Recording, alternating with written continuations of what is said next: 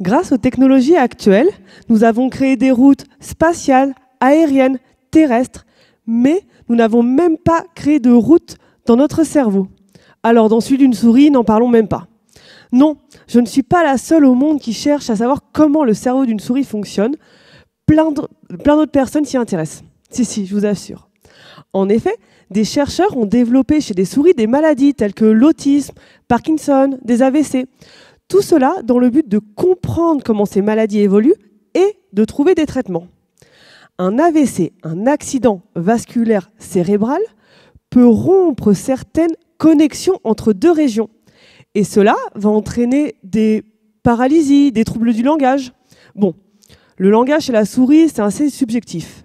Mais pour identifier quelles connexions n'existent plus, il faut déjà connaître celles qui existent et les comprendre.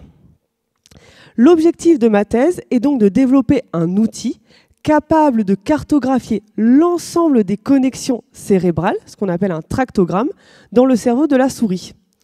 Et comment je fais cela ? Tout simplement, comme on fait chez l'homme, grâce à des IRM, mais des IRM un peu spéciales pour les souris. Ces IRM me permettent de visualiser les molécules d'eau. Je vais donc pouvoir prendre une photo en 3D du cerveau de la souris. Mais le cerveau de la souris est tout petit. Et moi, je veux avoir la meilleure résolution spatiale afin d'être le plus précise possible dans mes connexions. Je vais donc devoir laisser longtemps ma souris dans l'IRM.